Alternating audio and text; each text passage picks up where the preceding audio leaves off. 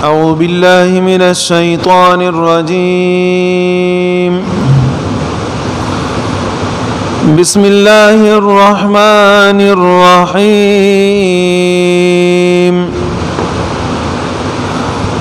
يا بني إسرائيل اذكروا نعمتي التي أنعمت عليكم وأني فضلتكم على العالمين.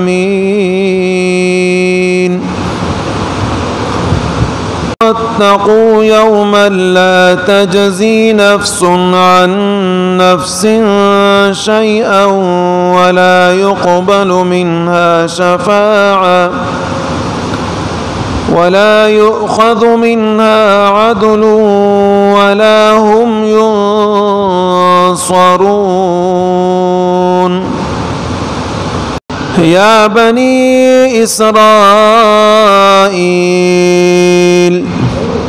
اے اولاد یعقوب، اذکرو یاد کرو نعمتی میرے انعام کو، نعمتی میرے احسان کو، التی جو انعمتو میں نے انعام کیا، علیکم تمہارے اوپر،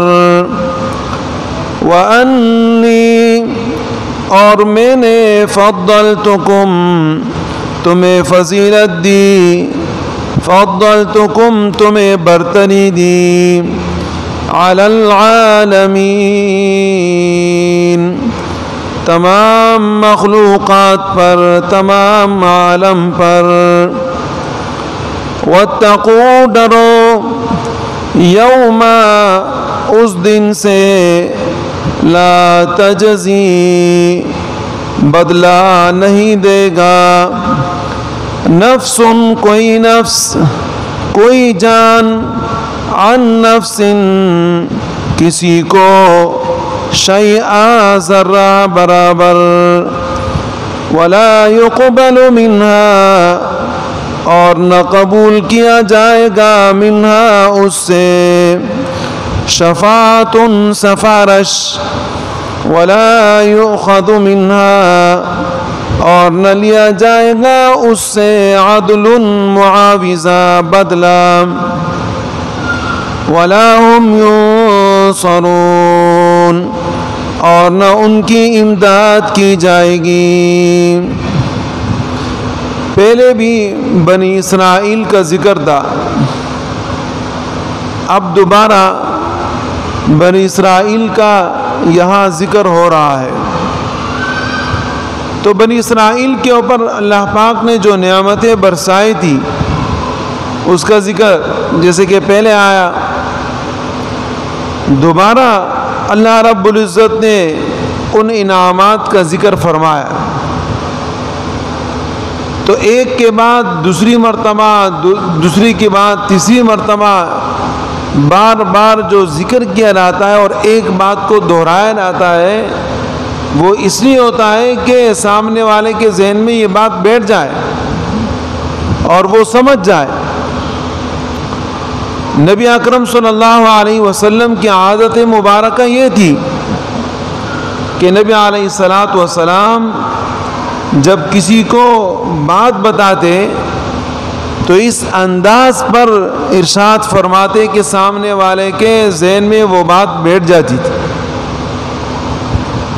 اور ہمارے نئے معاشرے کے اندر اس بات کو بہت برا سمجھا جاتا ہے کہ ایک بات کوئی آدمی دوسری مرتبہ کہہ دے، کہتے یار ایک ہی بات کو بار بار دہرا رہے، تو یہ کوئی بات نہیں.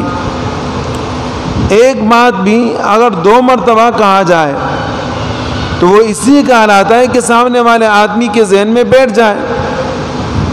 ہاں جب اس کے ذہن میں ایک بات بیٹھ گئی تو اب دوبارہ بار بار اس بات کو دہرانے کی کوئی ضرورت نہیں ہے، بس بات ختم ہو، اس کو سمجھ میں آ گئی. تو یہاں بھی اللہ رب العزت نے دوبارہ بنی اسرائیل کے انعامات کا ذکر فرمایا تاکہ وہ سمجھ جائیں کہ دیکھیں اللہ پاک نے ہمارے اوپر انعامات کیے اور پھر اللہ رب العزت نے فرمایا وَأَنِّي فَضَّلْتُكُمْ عَلَى الْعَالَمِينَ کہ میں نے تمہیں تمام عالم کے اوپر فضیلت دی ہے، بڑھوتری دی ہے۔ تمام عالم میں آپ لوگ کا معیار اونچا ہے۔ اللہ پاک نے بنی اسرائیل کو بہت سارے فضائل سے نوازا تھا، لیکن جب کوئی آدمی اللہ کی نافرمانی کرتا ہے اور اس کی بے قدری کرتا ہے، اللہ کے حکم کو چھوڑ دیتا ہے، اپنی مرضی کے مطابق چلنا شروع کر دیتا ہے، تو اللہ رب العزت مہلت دینے کے بعد اس کے اوپر پٹکار برساتے ہیں، اور وہ پٹکار اللہ پاک نے بنی اسرائیل کے اوپر برسائی کہ انہوں نے کوئی ایک جرم نہیں کیا، جرم بے جرم کرتے رہے، انبیاء علیہ السلام کو قتل کیا، اللہ کی نافرمانی کی، انبیاء علیہ السلام کو کچھ سمجھا نہیں، اللہ رب العزت کے احکامات کو پس پش ڈالا، اور بہت سارے خرابیاں ان کے اندر جو بھی زبان پہ آئے وہ انہوں نے بولے۔ اللہ رب العزت نے دنیا بھر میں ان کو ذلیل فرمایا، اور پھر اس کے بعد ارشاد ہے وَاتَّقُوا يَوْمًا ڈرو اس دن سے، ڈرو اس دن سے لا تجزی نفس عن نفس شیئا کہ بدلہ نہیں ملے گا کسی آدمی کو کسی آدمی کی طرف سے کچھ بھی، کسی کو کسی کی طرف سے کوئی بدلہ نہیں دیا جائے گا، اس دن سے ڈرو۔ اور وہ دن کون سا دن ہے؟ قیامت کا دن۔ قیامت کے دن ہر آدمی نفسا نفسی کے عالم میں مبتلا ہوگا۔ باپ کو بیٹے کی فکر نہیں، بیٹے کو باپ کی فکر نہیں ہوگی، شوہر کو بیوی، بیوی کو شوہر، جو ایسے رشتے ہیں کہ دنیا میں بہت قریبی رشتے ہیں، لیکن قیامت کے دن یہ لوگ بھی ایک دوسرے کے کام نہیں آئیں گے۔ اور وہ قیامت کے دن کام آنا کیسے ہوگا کہ ایک آدمی نے دنیا میں گناہ کیا ہے اور وہ یہ سمجھے کہ میرے کو نیکی کی ضرورت ہے، میرا کوئی بلا ہو جائے، میرا ساتھ کوئی دے دے، تو باپ ساتھ نہیں دے گا، اور اسی طریقے سے بیٹا ساتھ نہیں دے گا، شوہر ساتھ نہیں دے گا، بیوی ساتھ نہیں دے گی، ہر آدمی پریشانی کے عالم میں ہوگا۔ اللہ رب العزت اس قیامت کے دن کو اشارہ کرتے ہوئے فرماتے ہیں لمن الملک اليوم للہ الواحد القہار، قیامت کے دن بادشاہی کس کی ہوگی؟ صرف اور صرف اللہ رب العزت کی ہوگی۔ اب دنیا میں جو دنیائی بادشاہ ہوتے ہیں،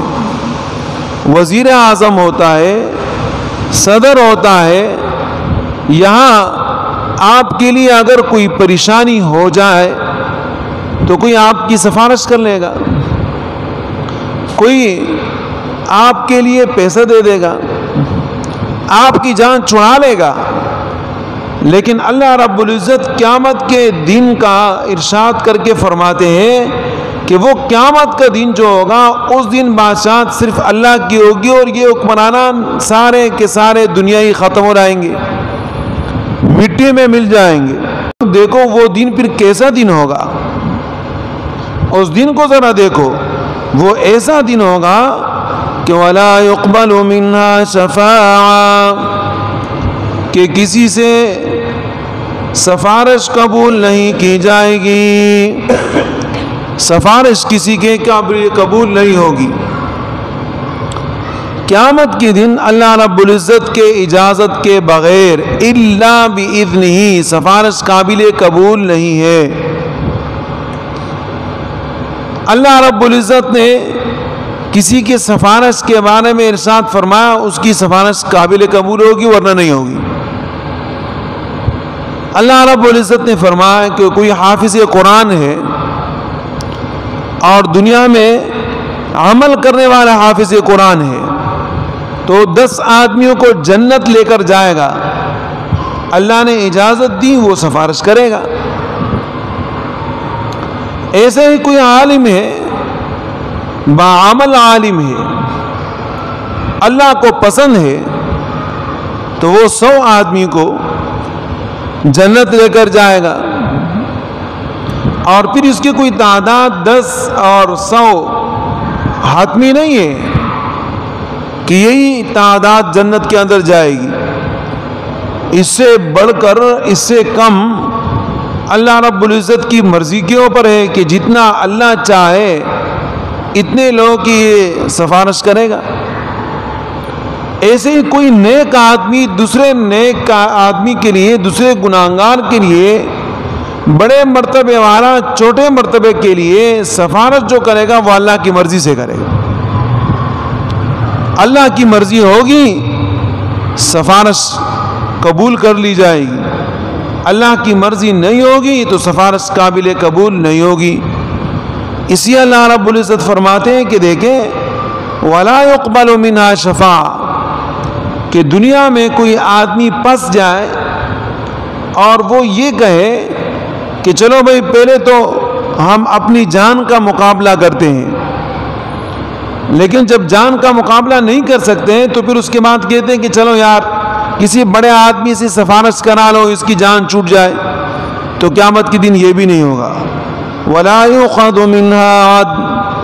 اور نہ لیا جائے گا ان سے کوئی بدلہ، کوئی فدیہ، کوئی معاوضہ، کچھ بھی نہیں لیا جائے گا۔ چلو بھائی ڈالر پھینکو، آدمی کو جیل سے تانے سے باہر نکالو۔ کہتے ہیں نا لوگ پیسے کے سامنے کوئی نہیں ٹکتا، یہ ہر آدمی کی زبان پہ یہ بات ہوتی ہے، پیسے کے سامنے کوئی نہیں ٹکتا۔ یہ لوگوں کا ایک ذہن ہے، جبکہ ان کو پتہ نہیں کہ کبھی کبھی یہ پیسہ بھی کسی کے سامنے نہیں ٹکتا۔ یہ پیسہ کوئی ٹکنے والا چیز تھوڑی ہے، یہ تو جو اللہ نے آپ کو انعامات دیے یہ اللہ کا فضل ہے۔ آپ کے پاس پیسہ ہے تو آپ گئے، آپ نے چیز لے لی۔ کبھی کبھی ایسا ہوتا ہے کہ آپ کے پاس پیسوں کے انبار لگے ہوئے، سونا ہے، کمرے بھرے ہوئے سونے کے چاندی کے، لیکن جناب کھانے پینے کی کوئی چیز نہیں ہے، تو ڈالر کو کیا کرو گے، سونے کو کیا کرو گے، چاندی کو کیا کرو گے؟ بس لوگوں نے اپنا ایمان خراب کیا ان چیزوں کی بنا پر، اور دنیا میں لوگ ان پیسوں کے سامنے بے بس ہو جاتے، کہتے کہ چلو بھائی، ہاں چلو بھائی ہم اس آدمی کو چھڑا لیتے ہیں۔ جو ظالم ہوتا ہے وہ مظلوم بن جاتا ہے، جو مظلوم ہوتا ہے اس کو ظالم بنا دیتے ہیں پیسوں کے خاطر۔ اللہ رب العزت فرماتے ہیں تو تمہارا دنیائی کھیل ہے اور یہ تم دنیا میں ظلم کر رہے ہو، لیکن آخرت میں ایسا کچھ بھی نہیں ہے، ہر آدمی کو انصاف ملے گا۔ وَلَا يُؤْخَذُ مِنْهَا عَدْلٌ، اور نہ لیا جائے گا ان سے کوئی معاوضہ، وَلَا هُمْ يُنصَرُونَ، اور نہ ان کی مدد کی جائے گی، کسی اور طریقے سے ان کی مدد ہو جائے لیکن ان کی مدد کسی بھی طریقے سے نہیں ہوگی، اور وہ گناہگار، وہ کافر بے بسی کے عالم میں جہنم کی طرف چلے جائیں گے۔